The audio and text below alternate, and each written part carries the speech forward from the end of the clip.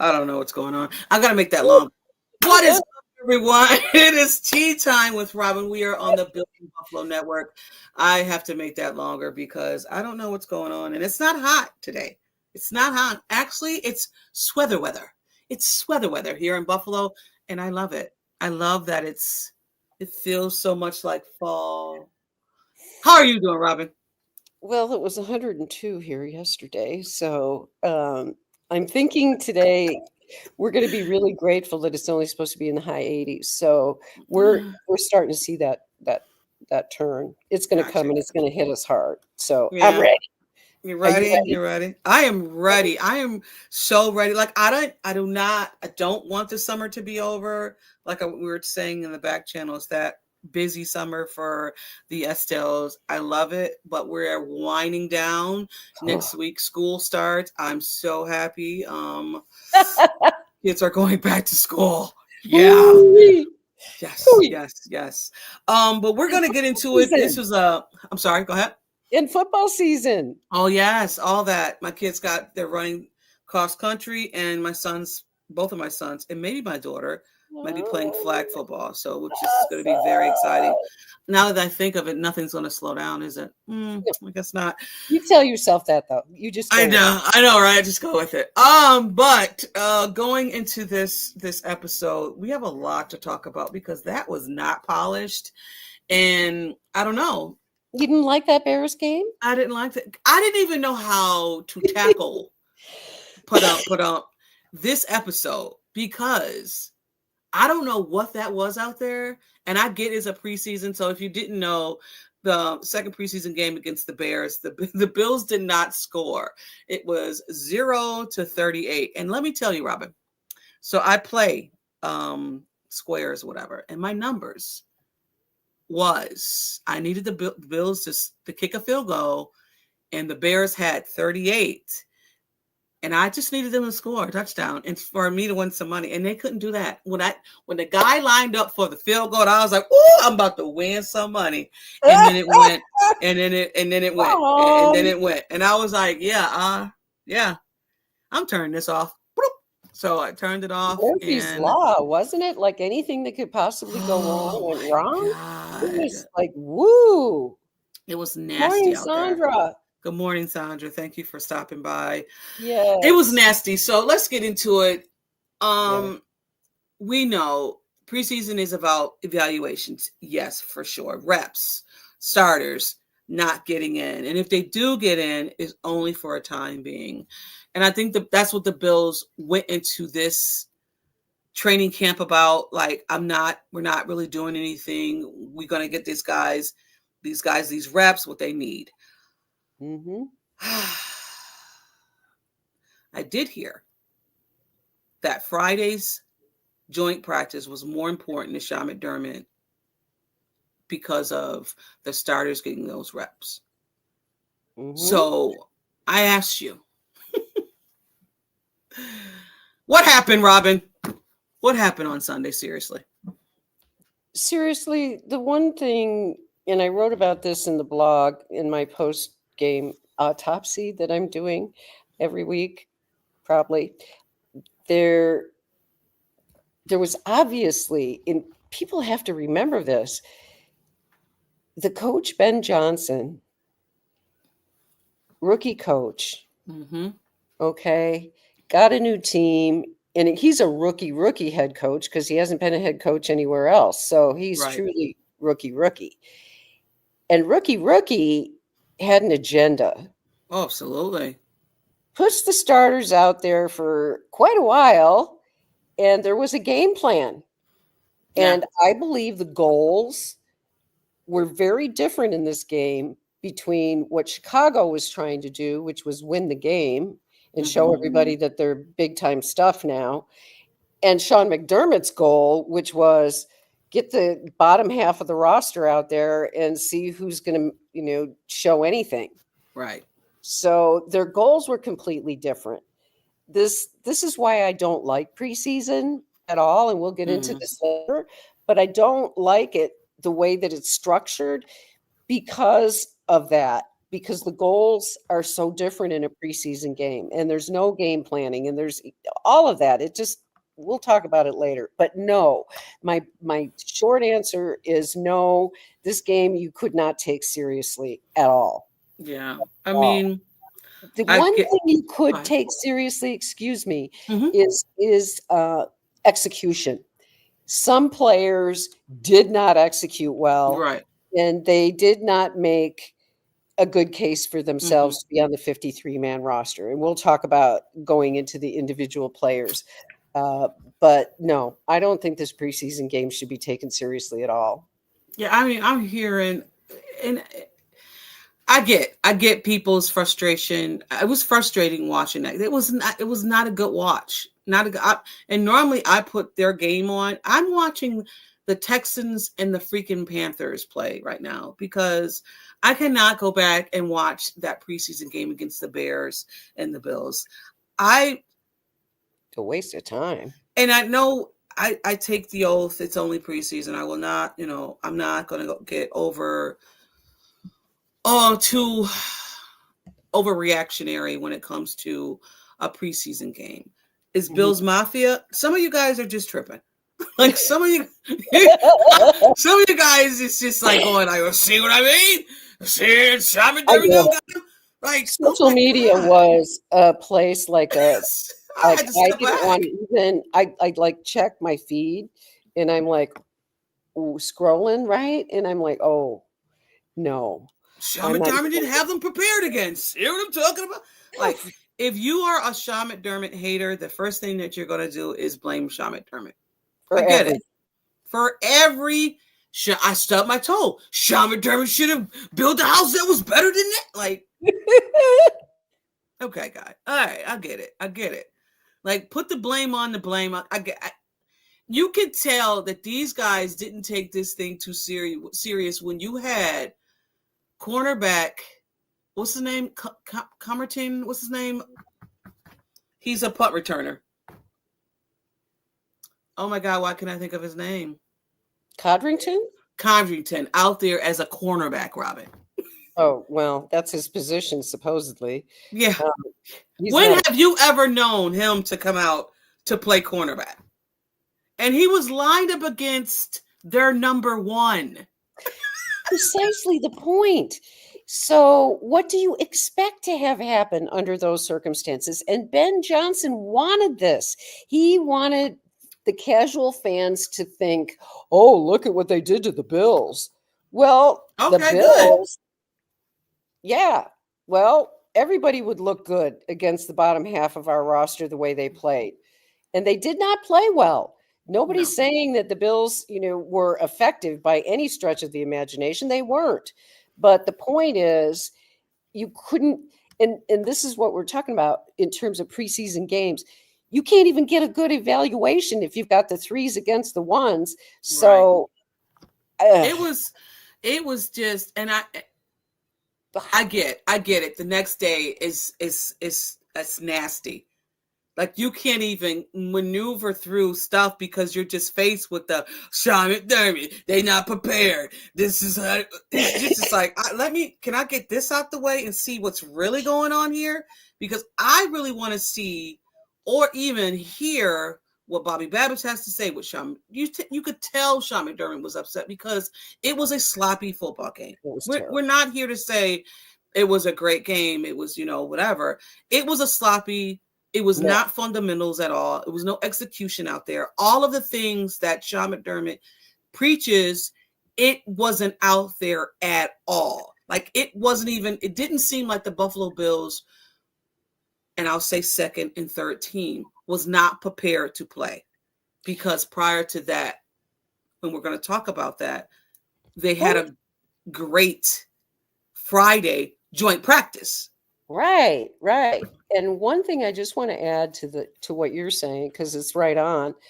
The other thing that they did is they put poor Mike White out there with the offensive line that Cromer had going. I know. He had Chris Lund playing the rookie all the way from left tackle all the way around. So all Cromer was doing, and this is the point, all he was doing was trying He's to trying to see. evaluate. Yep.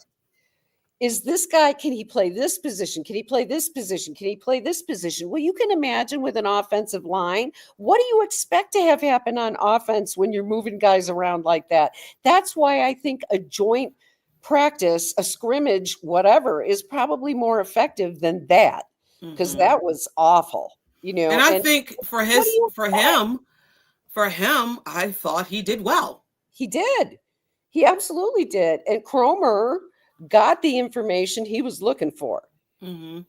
But you Yeah. can't expect Mike White to be able to do anything behind an offensive line that's being moved around like chess pieces. Especially Mike White, who is not he's not Mobile. mobile. Like, he's not mobile. So I feel bad too. I was like, oh, he can't even get it. But then their wide receivers didn't help him out either. So we're going to talk about it. Thank you, John. Please like and share if you haven't done it already. Please tell your friend, tell your mama, tell somebody Tell about your us. mama. You Tell should your mama. Right, for And sure. Robert is our hero. He keeps us in line. He does. He definitely does. But let's talk about some guys that we were high on coming into this Yes. preseason. And now that they put the pads on, I don't know what Derek Foster is. Where is Derek? And is he MIA? Like, what is going on? Because the safety play is overwhelming and I don't know where he is. Derek Forrest. Or Forrest. Did I say Foster? My bad. Forrest. No biggie. Derek Forrest, even Joe Marino on Locked On Bills mentioned him as somebody he was curious to look at, looking forward to seeing him in high praise coming into this. Exactly. And where is he? I mean, I have yet to hear one media person even talk about him. Mention they said his it name. like at St. John Fisher's. This was before the pads came on. They were saying he's flying around, this and the third. And all of a sudden just stopped. And I'm like, is he injured? He's not on the injury report. Like, no, but we're not hearing a word about him. Right. The only thing that I can surmise from that, to be honest, T, is that this guy may not be able to grasp the system. Maybe, yeah. It may be a thing where, McDermott was a safety. Mm-hmm. So McDermott, that's a position near and dear to his heart.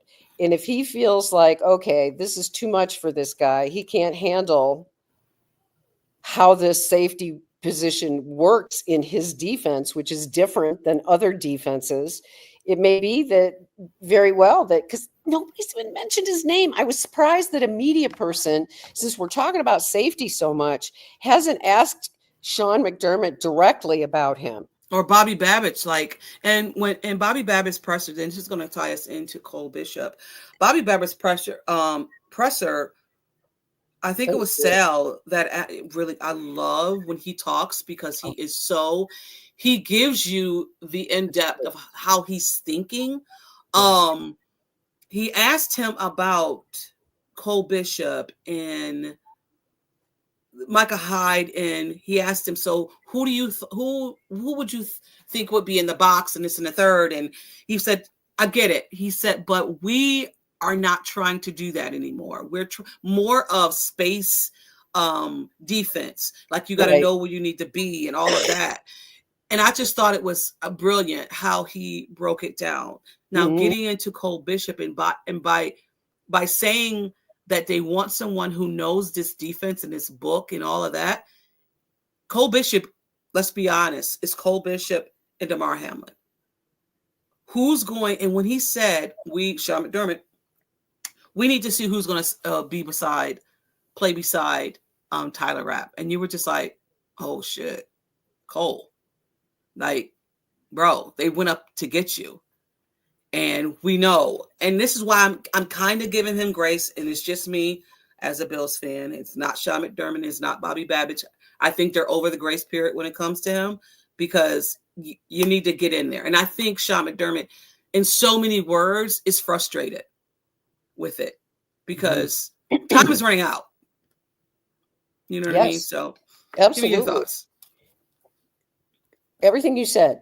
Plus, I would only add that who are you going to get other than Cole Bishop for that position at this point? Because Cole Bishop Yeah. spent the entire winter practically living with Taylor Rapp Mm-hmm. so that Yep. he could learn this defense, so that he could make it his own. Yep. And I believe he's ready to do that. I think the frustration comes from the lack of reps. Probably Yeah. not from, like, I wonder about Derek Forrest, getting back to him. Like, why are they not trying him out more? But I think it's because they really want Cole Bishop to step up to Mm-hmm. the plate. I think so too. They're giving him all of the opportunities, right? Yeah. And we know that Cole Bishop is on a snap count. Just found that out with Sean McDermott as well. But also to snap count, but also to I'm putting you in there. Mhm. Like you need those Needs reps. the reps. Yeah. Gotta have the reps. Mm-hmm. And so we can't evaluate him. And Joe Marino on a Locked on Bills podcast mentioned that Cole Bishop, even though he's not got a lot of practice time, he's the heir apparent, right? He's supposed to take over this role. Right. And he missed so much time that you don't know what you have. And so Joe made a comparison, and I thought it was kind of interesting, to Terrell Bernard, because we didn't know what we had in Terrell Bernard last year either, because he was injured, blah, blah, blah, blah, blah. All of a sudden he goes in. We're all freaking out, right? Remember? Mm-hmm. We're all freaking out. What's this He's guy? like, who's going to we traded Tremaine. He's gone. And you're talking about we got the guy. We kept saying that. We think we have the guy on the team. And we're like, who's the team? Who's the guy? And then come to find out it's Bernard. And now he's going into a second contract. Exactly. And so maybe, as Joe pointed out, this is the issue with Cole Bishop, right? Let's hope so. We don't know what we have. They moved up in the second round to get him. And he's a ball hawk. I remember watching him. I think it was Utah or Utah State that he played for. And he was an animal. Yeah. And so he just needs to get out there. I expect him to play against Tampa because he needs the reps. Mm-hmm. Yeah, but here's the deal, and we know this with safeties. You have to read each other's minds. So you're going to put Taylor Rapp out there too? I don't think that's probably a good idea, but Cole Bishop needs the reps. But against the Ravens, when we start going and this game start counting, they haven't played together. They haven't played together that much, Rapp and Bishop. And I know they look good together. They look better than DeMar. Yeah. They look better than DeMar and Taylor Rapp. Yeah. Well, we know DeMar is limited, and his upside is not much more than what we saw. And he's the backup, and no disrespect to DeMar, none at all. Like he played well in some games, and I thank him for that. And we need a better. The game against the Bears was not his best game. Oh God, no, it wasn't. It was not good. It's not good. It was not good. And I don't even know how to evaluate him, because it's like we know players. It's like, it's preseason, y'all. We had a great joint practice with them on Friday, and we know what we did. And now we're going to play this game, which it really doesn't really mean too much. And I don't want to think that they're half-assing it. I don't want to believe that as a fan, because I know you practice how you play. Right. I'm a coach. I say that to my players all the time. Stop half-assing at practice, because those things go on to real life games. Mm-hmm. And I don't want to think that's what they're doing. But DeMar is just not it. I'm sorry. He's not it. He is definitely your safety blanket when your starting safety is down.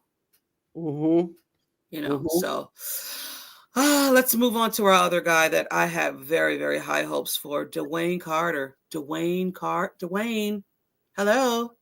Where are you, Dwayne? And I get it. They're trying to make Dwayne into something that he may not be in.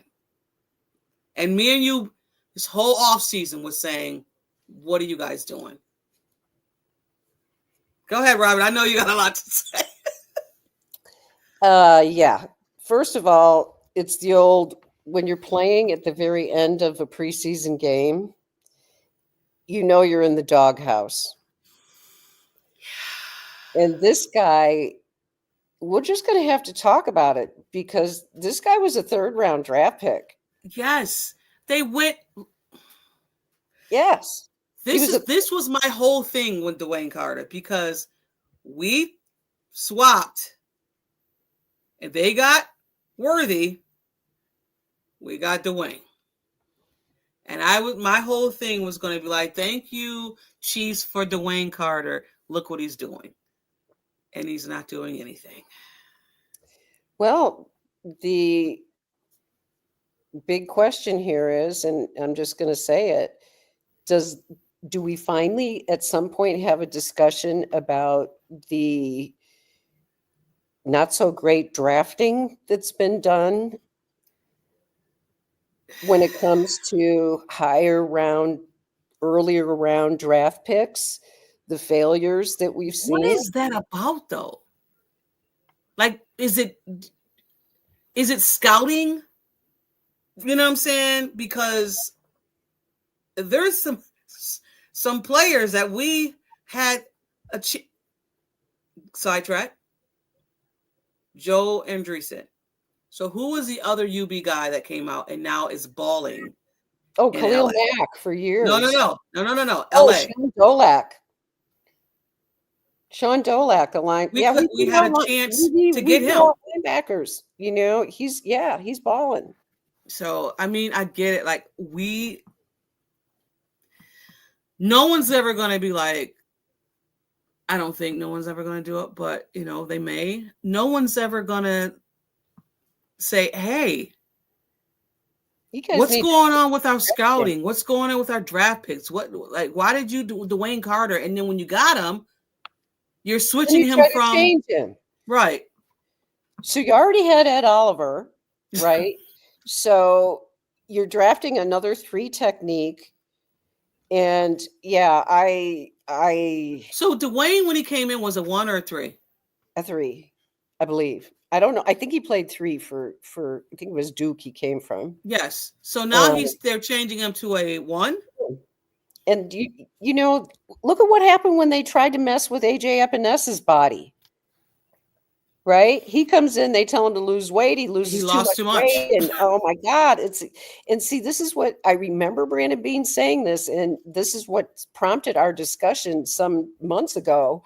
They were trying to move Dwayne Carter to a 1 because Brandon Beane's comment was, well, Dwayne's best chance to stay on the roster is to move to the 1 technique.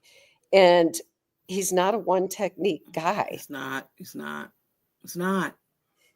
Now he's getting swallowed up in blocks, and he's just not. He's not. He's not instinctive. He's not either. He zigs when he's supposed to zag. I used to say that about Tremaine Edmonds, you know, go in the wrong direction. Right. Yeah. He didn't have any splash plays or nothing like that. And I loved me some Tremaine. And I just thought he was just a freak out there, but he also, you can't teach instincts, and he didn't have them. He didn't have them. So my question to you, he doesn't have them either, but this is not on the docket, and we talked about body changing and Epinesa and Dwayne Carter. Another person whose body has changed is Ray Davis. Ray Davis lost 20 pounds. Yeah. He's no longer a bruiser. I didn't hear if that's something that they wanted him to do or he did it on his own. I don't know, but it'll be interesting to see if that weight change does anything to his ability to run the ball the way he used to. Right. Because he was bigger than James Cook. What are we going to have, another James Cook here or what? No, we don't need another James Cook. James is here, so you can put the weight back on and be who you were. We'll see. I'm hesitant to say anything because of the way they were monkeying around with the offensive line.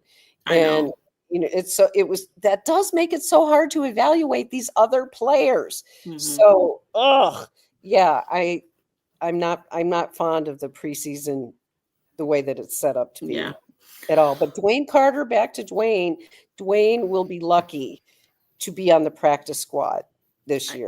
And that's crazy to say. Well, at some point during the off season, you and I are going to have to sit down and visit this draft. Yeah, I want to do that. Not this draft, but I mean, yes. Yeah. Their draft. Sure. That would be definitely interesting to look into. But we have enough data now, and there's been enough earlier round mistakes that have been made that I think it does call into question. And I'll say this, Brandon Beane said it, and I believe it's true. Historically, if you hit on half your draft picks, you're doing good. And he has. He's better in the later rounds. We draft better in the mid to later rounds than we do in the early rounds. It's just, it's so frustrating. Yeah. Good morning, Christopher. I forgot my train of thought because I was thinking about the draft, and then I was thinking about Elam, and I guess he's a starter in Dallas, and he was another draft pick that we were like, oh, what's that about? He's a press man. Okay, but they'll figure it out. Something they're not. In that defense, he was not a good fit. No. He's do very well. And if anything, and I think he's going to do well. I'm with you. I think he's going to do very well. Yes. Good. I also believe, I like Brandon Beane said, he gets anxious and antsy, like when he's and that Elam pick was one of the picks, like you were like, oh, your guy left, and so you just like, let me grab that guy right now. Like you can't. This is not groceries. Like you can just like, I don't going to run out of them. Quarterbacks. Right. It's it's whatever, but still speaking on some, I guess some. There is again. I'm telling you, Robyn, the last 3 times we've come on here, it's just, I don't know. I love it. We can count on this, right? Like we can count on this. Here's our guy. All right. We had some good stuff. Right. Van DeMarco. What's the name? Van DeMarco. Ryan Van DeMarco. Thank you. Mm-hmm. He's a vet, but he didn't look like a vet out there. And I get, again, Cromer was just jacking everybody around. But he had 2 offsides, Robyn. He did, but it's hard when you've got all these other players, plugged in like that. So I'm giving him a pass on that. And he's played very well when he's had to play. Yes. So I don't have any problem with Van DeMarco. And if anyone needs an O-line player, he might be on the chopping block. He might be a good trade from someone. He might be. We got to get into. No, we're going to do some good. We're doing some good, girl. Let's do some good. Let's do some good because yeah. Some good that did come out of this is that Schaefer's had another solid game. Another solid. I don't know how you're going to keep this guy off of the 53. But Sean McDermott did come out on his presser and said that he knows he has 1, 2, and 3. But he doesn't know about 3, 4, 5, 6, and maybe 7. You mentioned 7. I was like 7? 7 wide receivers. You've never done that. But you've got 3 solid. And now they're talking about bringing in an old familiar face, Gabe Davis. Now, I'll have to ask you this. I was going to ask Mike, but I'm going to ask you too. Is Gabe Davis right now better than the 4, 5, 6, and 7th wide receiver on the Bills? That's a good question. Well, first of all, we don't know what his physical status is. He's still recovering from a serious injury, and we don't know his readiness for the beginning of the season. And as far as what he can add, he blocks well. He had some chemistry with Josh Allen. I don't see any particular significant advantage to adding him to the roster other than I'm just going to say it straight up. If it's between Shavers and Gabe Davis, give me Shavers every day, all day, second. Really? Yes, absolutely. Because Shavers has more of upside. Okay.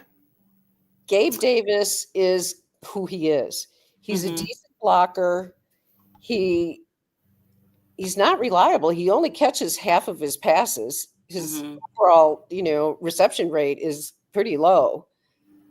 And yes, John says he was Tyrell Shavers was a gunner on special teams. Yes. And that's the other thing. He's gonna play special teams. Whoever is that last one. That's right. That's right. Have to play special teams. And I don't know if Gabe Davis plays special teams or not. I don't remember, to be honest with you. And yes, I know he did. Right. Shavers is more versatile, much more versatile, because he can play in the slot, he can play on the outside. Gabe Davis did play special teams, but as it was going into his career with the Bills, he didn't. But when he first started, he did play special teams at some point. But like I said later on in his career, he didn't. I guess I have to disagree because I'm going to take the stance of disagreeing with you. I'll say this, and I know that the Bills know both of the guys. Right. They know Shavers, they know Gabe Davis. But if the final person that have to say something will be Josh Allen, I think Josh Allen is going to take Gabe Davis. Probably. He knows him, what I mean? Right? Yeah. In terms of regular season and he knows when it comes to the scramble drills. I'm not saying that Schaefer doesn't know it either. I'm not saying that. It's just I think for history for a quarterback and a wide receiver to be familiar with each other, I'm going to say Gabe. Not saying that because Shavers is an unknown. Right. Yeah. He's an unknown when it comes to, making the roster and playing every week and all of that. And you don't have to pay too much for Gabe Davis because he's on the vet minimum because he's getting paid. Yeah. Jacksonville's paying him $11 million. Right. Not exactly. So why not? Yeah, right. But yeah, some more good. Michael Hoyt. 55 is going to be. I forgot who that guy was. I was like, who is this? I said, Michael Hoyt. Michael Hoyt. Alexander. He's got good old Jerry Hughes number, and he's going to be honoring that number. Yeah. That guy was all over the place again. Got a sack. He's going to be, I think I said this before, Lorenzo Alexander on roids. Yes. He reminds me how he plays. He's everywhere. Everywhere. You never know where he's going to show up. And he can play all those positions really well. And you can tell, I listened to an interview that he did on One Bills Live, and this guy is all Buffalo. I'm about to say all ball, all Buffalo, all football. All football. I love him. Yeah. I absolutely love him. And I loved what he said. He goes, I hope people can tell I'm not Joey Bosa. That's funny. It's Joey Bosa over there. No, that's funny. And the crazy thing about it, though, I love that he's playing well. I love it. And then we don't see anything. For 6 weeks. Oh, my God. We're not going to see him for 6 weeks. We are going to need him so badly. He's going to help our defense a lot. The only thing I can say if there's anything good about it, is that he's going to be coming in because we have a bye week on week 7. So he won't actually be playing until week 8. Right. So half the season will be over, but he'll be fresh. Mm-hmm. And that's a guy that you want to have fresh legs. Yeah. Because he's going to be everywhere and he's going to be a nightmare. We just have to figure out how to get through the first 6 games without him. Yeah. Yes, Chenault has looked well, has looked good too. Yes, Thomas. Listen, there's just some decisions that's going to be made, and I'm glad I am not in the business of saying no, no, no. I'm not in the business of that. So I'm glad I'm not there. No, but here's the other thing, people, because this is relatively new. We've only been doing this recently. We're going from 90 to 53, bada bang. So in the meantime, we might see more movement on and off the roster because they may find a safety. They may Right. find somebody that gets cut that they want to pick up. So our 53-man roster may not be all that predictable until the cut down happens, because there are a lot of good players that are going to be cut from other teams. And we'll just have to see what happens. But I think it's going to be crazy when cut down day happens next Tuesday. Yeah. Yeah. I mean, I know everybody's getting bent out of shape for the safety room and stuff like that. And I know you are, when it comes to getting the player, you are when you drafted, right? Yep. I think that's where it's Waiver at. So line. Yep. yeah. So We'll be late, but yeah. it doesn't mean that.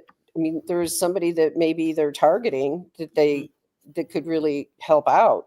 Right. So I'm certainly open to that. Yeah. I'm with Let's you. talk about Frank Gore Jr. I want to know what you think about good Mhm. old Frank Gore Jr. because I have. Another solid game. I love that he came in, and not even that. Listen, besides the score, the momentum was changing. You could see it. You felt it was changing. They were running the ball more. I love how Frank Gore Jr. runs the ball, and then boop out. And I'm just like, oh, they kind of talked about it at Hard Knocks. It's discussed it, and he was like, I didn't secure the ball. He was like, you see what you did there, right? He was like, I know, I didn't secure the ball. But prior to that, Frank was getting that run, man. Reliable. Good to see. They always criticize him. He's too slow. Do we remember Fred Jackson? He wasn't the Right. fastest guy either, was Right. he? No. And he was also undrafted. Mm-hmm. And all Frank Gore Jr. does is produce. Put his head down and produce. Produce. Doesn't matter what offensive line is in front of him, doesn't matter whatever he produces. So I would be very happy if we keep him. Yeah. Now, I don't think he'll make the 53-man roster, but I think practice squad and gets called up, because if there's an injury, he's up. Didn't he get called up last year, but he didn't play, right? Right. He did. And it could happen. And I feel comfortable with him. I don't care that he's not the fastest guy. I don't care what his measurables are. He's like his dad. His dad was the same way. Oh, he's too slow. All he did was produce the third most running yards in the history of the NFL. So, yeah, I'm good with Frank Gore. Yeah, I was excited to see Frank Gore again have a solid game, and that's what you want, and that's what you expect for your guys when they come in and playing late into the preseason. You expect for them to come in, and this is his second season, right? Second or third? It might be third. It might be third. Yeah, the squad, right. And you just expect for him just to come on in here and just put your head down and work. Great guy. Great guy. Love yeah, him. for sure. Let's move on. So the Bills have their last, thank God, preseason game on Saturday at 7:30 against Tampa Bay. I was listening to a podcast. I think it was the Smoke Break Z-Bot. And I would love for them to get rid of preseason. I would love for them to get rid of it and just do a joint practice from here on out. Like, you get more out of the joint practice than you do a preseason. If you're gonna have one, have one preseason game. Right, and make joint practices the rest of the way. Now, as far as Tampa goes, folks, I hope you're ready, because it's probably going to be the same old stuff. Okay, because we are playing Tampa in the regular season. Yeah. Yeah. And I So, totally forgot about that until you mentioned it. so I can tell you there's not going to be a whole lot out there for us to see. They're not going to do it. Listen, the preseason games that they play, especially when they play against someone, they're going to be so vanilla.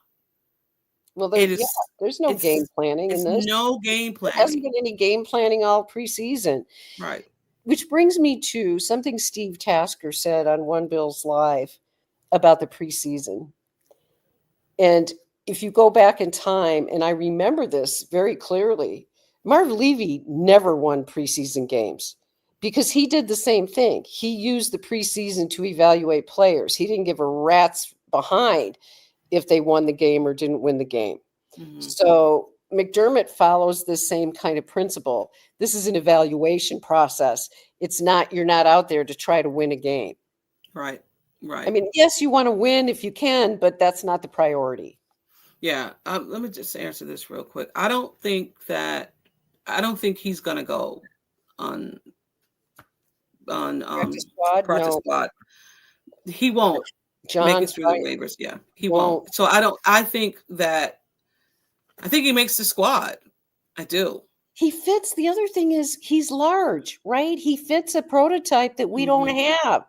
Mhm. So, yes, I Yeah. would definitely keep him.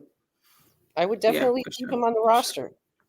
Getting back to the joint practices, and when they did have joint practice, Coleman was awesome. Rousseau and Bosa was getting to the quarterback. I found it very interesting that after they had their joint practice, I went to the Bears social media.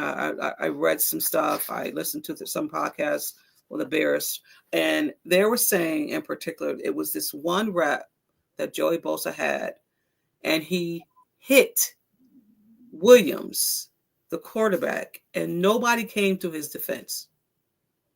Now, if you would have hit Josh Allen, oh my God, there would have been a brawl. I thought it was funny that Caleb Williams got hit, and that's the Bears quarterback, and nobody came to his defense. Wow, I missed that. Wow, ooh, I mean, maybe it's nothing, but maybe it's something. Because let it be Patrick Mahomes. You know what I'm saying? Even freaking, I don't know who am I watching right now? The 49ers guy. What's the name? Purdy? Let it been him. Any quarterback. You're not gonna come to the defense. Like, you could have shoved Joey Bosa. Hey, what are you doing? Nothing. I just found it odd. Me personally, I found it odd because I was like, you don't hit the quarterback. You don't accidentally trip a quarterback. You don't breathe on them. Like, you don't go near them. And that happened. And I just was like, oh, okay. I missed that, but wow. Yeah. I went into a space because they even had a space, the joint practice with the Buffalo Bills. And I just so happened to hop in there, and he was talking about it. And he was like, maybe it's a bit of a nothing burger, but he was like, I just found it odd. And then I listened to a podcast and they said it. And I was just like, right. Because he even said, if it was Josh Allen, you best believe he said number 37 would have said something. Oh, for sure. Or 73 would have said something, which is Dion. So yeah. But, I just want our guys to be ready and prepared because it's coming out the box with a heavy hitter when it comes to the Ravens. And you want the guys to get those reps. You want your starters to be ready because this game is important, I feel. It is very important, and we're not going to see that happen. The starters are not. Right. They're not playing. Yeah. But the joint practice for me was, important to see that the guys and Josh and Coleman, that they had the presser. Who was it? Deion Dawkins was talking about Coleman and saying that Deion, not the same guy. Right. So not the same guy as he was last year. And that's good to hear. Yeah. It's good to hear. Deion's really stepping up a lot as a leader. Mm-hmm. Yeah. He's talking a lot more. I'm happy to see him do that because Yeah. he's another guy, I think, like Josh, who pulls people together. Everybody Hmm. loves Dion. Everybody Right. loves his schno stick. I did hear this too when it came to that Bears Bills joint practice. Dion was telling their DNs how to approach or how to bull rush or whatever. Like he was giving them pointers. Mm-hmm. Dion's funny. They were saying that he's like, is this all they have? Like now, if you do that spin move, I'm gonna chop you down. So they were saying that he was giving them pointers on what to do and how to rush some of Mm-hmm. their So which I thought it was interesting. And Dion's the guy, man. He is. Dion's, I love him. yeah. Some guys that I heard that was doing well. Maxwell improving. He's off the crutches and now he's on the bike, which you love to see. I would not be surprised if he's on IR. Do you think he's going to be on IR? That's a good question. I don't know. He was on the bike, but he had that brace on, and it's a good question because it makes sense. They might do it in order to keep somebody on the roster Mm-hmm. that they don't want to lose. Not even that, Robyn. This roster, they're going to have to really work this roster. They are. Because you got two guys that suspended. You have your rookie who's not playing. Someone else is like, I don't. Curtis Samuel. Curtis Samuel is another one who I think probably belongs on IR. Hamstring, right? This time. There's always something. He hasn't even. I know. God, Jesus Christ. That was another bad, because they gave him too much money. Yeah. In a 3-year contract. And if you come off of it, you're a lot of dead cap. I think it's $6 million in dead cap. I want to say something like it's high. Mm-hmm. It's high. That's why it's like, oh, trade him. But no, who's going to want him? No one's going to want a guy who's always injured. And if you can do it, if anybody can do it, it's Brandon Beane. But we'll see. Well, we will definitely see. We'll definitely see. This was always fun. Always freaking fun, Robyn. Talking about our preseason games, our guys, the ones that we thought were going to make some splashes, haven't made splashes yet. I'm still waiting to hear Landon Jackson. He had some few reps there that was impressive, but for the most part, I want to say he might be the only rookie that we're still kind of waiting to hear something. That's where this Tampa game will be very interesting because all our rookie defensive linemen are going to be playing a lot again. Yeah. And my big Bubba of love is still looking good. I love him. I love him. I love him. You finally got your guy. I got my guy finally. And he's raw, right? He didn't come from Alabama. He came from Kentucky, and he's going to get coached up, and he's for everybody. Yeah. And TJ Sandler, please, he's another one that's looking really good. Yeah. And that was a very good pick. That was a great pick. I love that pick. I did too. He fits everything that we were looking for in our defensive line. So I expect with this Tampa game that I'll be looking at the defensive line a lot. He was lined up besides Ed Oliver. Right. Which was interesting. Right. Because he's not really a one technique. So you got two, 3 technique guys out there. Who knows what the hell they'll do? And when Michael Hoyt comes back, they're going to be moving the defensive line players around like Cromer was the offense. This is what you want. You want that versatility. You want because it's not the typical line them up the same guys with the Buffalo Bills. You have that versatility now, which is great, and that's what we've been screaming for. And this defense is not going to look anything like it did in the last few years because we are going to blitz. We are going to blitz more this year than we have blitzed in years since Yeah. Sean McDermott came on board. We're going to Yeah. blitz. Yeah. And that's on Nielsen, Coach Nielsen, coaching the defensive line. Right. They're ready. They're You ready. all that comes and it plays, and it's a marriage. You have that D line, you have the linebackers, you have you have the cornerbacks, you have all of that is a marriage, and you just want your last line of defense, which is their safeties, to be okay. To be okay.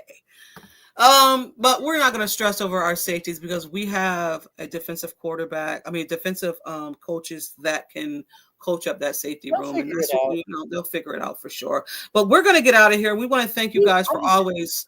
I'm sorry. Sticking with us all this long. Yes. Blabber today about. But soon we will have many good things to talk about. Absolutely, because our game is right around the corner and we cannot wait for regular season to come up. But as for right now, it's Robyn and I, and we want to thank you guys for always tuning in. This is Tea Time with Robyn. We're on the Building Buffalo. We love you guys, and it's always Go Bills. Go Bills. Peace out, y'all.